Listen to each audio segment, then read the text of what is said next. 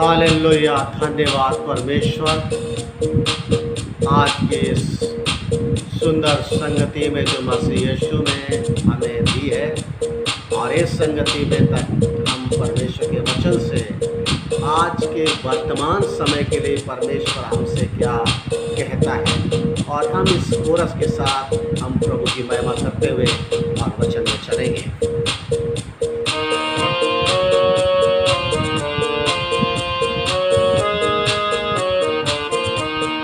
हर मुश्किल परेशानी यीशु दूर करेगा।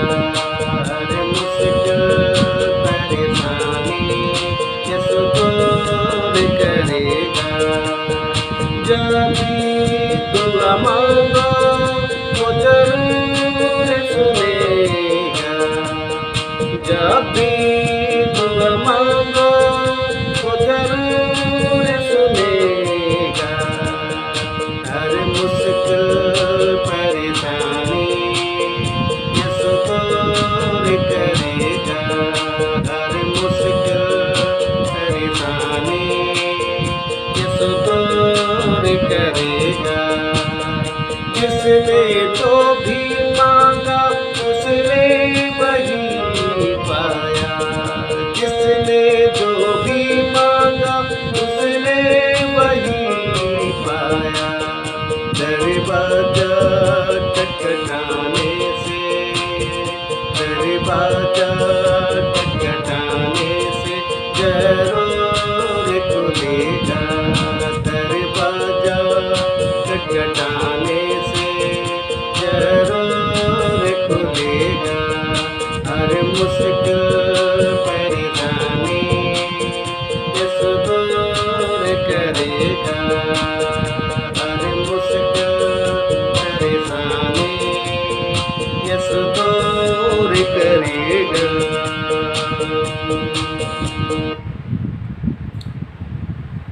धन्यवाद परमेश्वर के वचन में आज हम पढ़ेंगे, और प्रभु का वचन हमें बताता है कि प्रभु के वचन में इस प्रकार से रोमियो की पत्री और 12 अध्याय नीति वचन 24 1 और 2 और उत्पत्ति 6 का 5। प्रभु के लोगों, आज बुराई बढ़ गई है। उत्पत्ति 6वें अध्याय में परमेश्वर का वचन बताता है, जब पृथ्वी पर बुराई बढ़ गई, परमेश्वर खुद चिल्ला उठा, खुद कहने लगा बुराई बढ़ गई है। और जब बुराई बढ़ गई है तो परमेश्वर उस बुराई को इंतज़ाम भी करता है। लेकिन आज हमें परमेश्वर का वचन उसके बिल्कुल विपरीत ले चलता है। कहता है मनुष्य के मन में जो कुछ भी उत्पन्न होता है वो बुरा ही उत्पन्न होता है।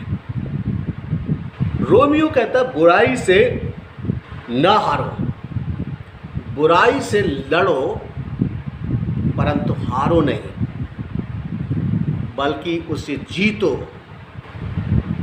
बुराई को से लड़ना साधारण बात नहीं है, और लोग आज लड़ाई हथियारों से करते हैं, लाठी डंडों से करते हैं, गोली बारूद से करते हैं।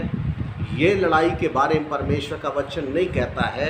इससे बुराई कभी ख़त्म नहीं होती है। परमेश्वर का वचन कहता है बुराई से लड़ो और बुरे का सामना मत करो। बुरे का सामना ना करो पर बुराई से लड़ो और बुराई को जीतो। दूसरी बात नीति वचन में कहता है तुम बुरे लोगों के विषय में डाय ना करना। तुम बुरे लोगों के विषय में डाय न करना, वो दुष्टता की युक्ति करते हैं। हमें परमेश्वर का वचन लूका रचित सुसमाचार 21वें अध्याय और 26 पद में इस प्रकार से कहता है, संसार पर प्रभु यीशु मसीह कहते हैं और भय के कारण और संसार पर आने वाली तमाम प्रकार की कारणों से लोगों के मन में जी ना रहेगा, घबराहट पैदा हो जाएगी बहुत सारी बातों को लेकर के, और आज घबरा रहे हैं। लेकिन परमेश्वर का वचन कहता है जीना रहेगा, और ऐसे हालात में लोग कुछ त्रुटियात्मक जीवन अपना लेंगे। लेकिन परमेश्वर का वचन कहता है हमें यहीं पर ध्यान देने की ज़रूरत है। आज हमारे पूर्व देश के पूर्व में के राज्यों में जो हालात, जो परिस्थिति बन रही है और जो है और जो हुई है, वो आज इस वातावरण को कि ताकि वहाँ मसीही घबराहट में आकर कुछ त्रुटियां करें। लेकिन एक बाइबल नीति वचन में कहता है 24 के 10 पद में, विपत्ति के समय साहस छोड़ दे तो तेरी शक्ति कम हो जाती है। हमें विपत्तियां उत्पन्न होंगी, और इस ऐसी परिस्थिति में हमें परमेश्वर का वचन बताता है हमें साहस रखना है। और उनकी आंखें उन क्षेत्रों पर लगी हैं जो ऐसे भयानक वातावरण को या शब्दों को बोलकर उकसा रहे थे या उकसा रहे हैं। किसी एक शायर ने गीत लिखा, कहीं पे निगाहें और कहीं पर निशाना। आज हर एक जगह पर आग लगाने की रणनीतियाँ, तरीके, योजनाएं बनाई जा रही हैं। लेकिन परमेश्वर के वचन पे हमें इस बात के लिए, मेरे अजीजों, परमेश्वर है, वो देख रहा है। बुराई जब ज़्यादा बढ़ेगी वो हस्तक्षेप करेगा, निश्चय करेगा। उसने पुराने नियम के में हम जब पढ़ते हैं, जब ज़्यादा बुराई बढ़ी परमेश्वर ने हस्तक्षेप किया। जब लोगों ने परमेश्वर के विरुद्ध सोचना शुरू किया, परमेश्वर ने उन्हें सही रास्ते पर लाकर खड़ा कर दिया। आज हम भी इस बात के लिए कि परमेश्वर अपना काम जो करता है वो करता रहेगा। लेकिन एक बात परमेश्वर का वचन में लिखा है, लोग ना पिता को जानते हैं ना पुत्र को जानते हैं।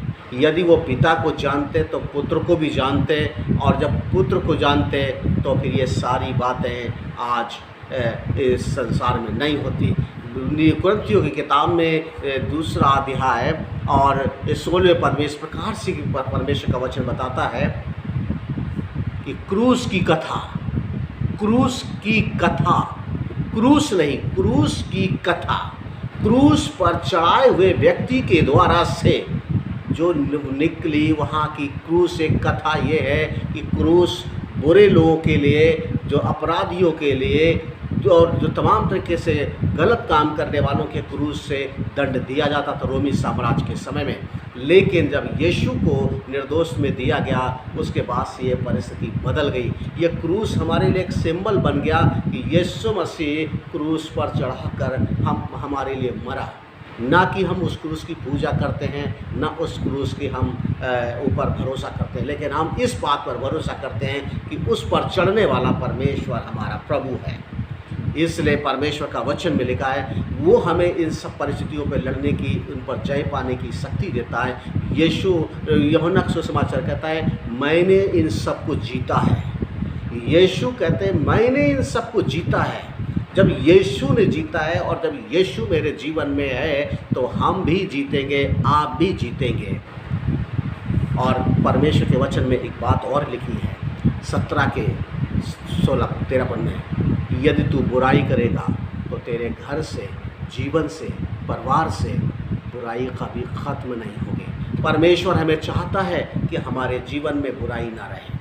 बुराई दुनिया में है, तमाम तरीके डाय और झगड़े, फिसाद, दंगे, लड़ाई झगड़े, मारकाट सब कुछ हो रहा है। लेकिन ऐसे हालात में परमेश्वर का वचन कहता है तुम्हारे मन में ये बातें ना रहे, ना उनके विषय में डाय करो, इस बात के लिए कि परमेश्वर तुम्हारा हस्तक्षेप करने वाला है। आज रात मैं आपको उत्साहित करना चाहता हूँ इस समय जो परिस्थिति हमारे देश में बनी है, मसीही सेवा के विरुद्ध, मसीही जीवन के विरुद्ध, मसीही सोच के विरुद्ध, मसीही लोगों के विरुद्ध, मसीही कार्यों के विरुद्ध, परमेश्वर इन सब बातों में अच्छी बात जरूर निश्चय पैदा करेगा, क्योंकि परमेश्वर का अभियान न तो कभी रुका है और न कभी रुकेगा, न कभी रुका है और न कभी रुकेगा। दुष्ट आत्माएँ रुकेंगी और थमेगी और रोकी जाएंगी, लेकिन परमेश्वर के काम हमेशा बढ़ेंगे और प्रभु को महिमा मिलेगी।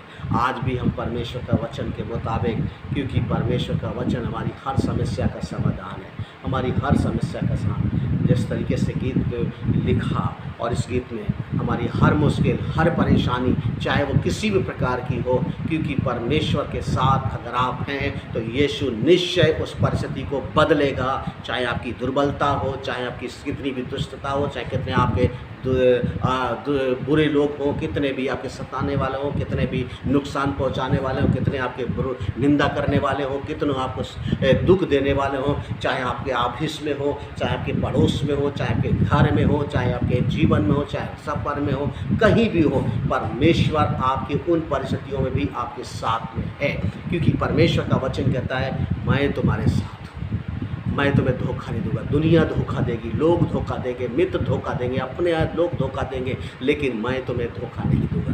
परमेश्वर में भजन संहिता 50 का 15 पद है, संकट की परिस्थिति मुझे पुकारो और मैं तुम्हें छुड़ाऊंगा। इसलिए मेरे अजीजों, हम परमेश्वर के वचन पर भरोसा करें कि हम बुराई से हारे नहीं, बल्कि बुराई को जीतें, और हम बुराई करें नहीं, बल्कि बुराई करने वालों के लिए प्रार्थना करें कि परमेश्वर उनके ज़िंदगी को बदल दे, क्योंकि मेरे पास एक हथियार है और वो है प्रार्थना।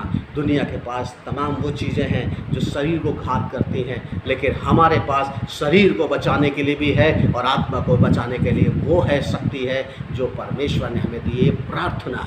मेरे जीजों, आज हम बुराई करने वालों के लिए, हम सताने वालों के लिए, दुख देने वालों के लिए, जो हमें नुकसान पहुँचाने वालों के लिए हम प्रार्थना करें।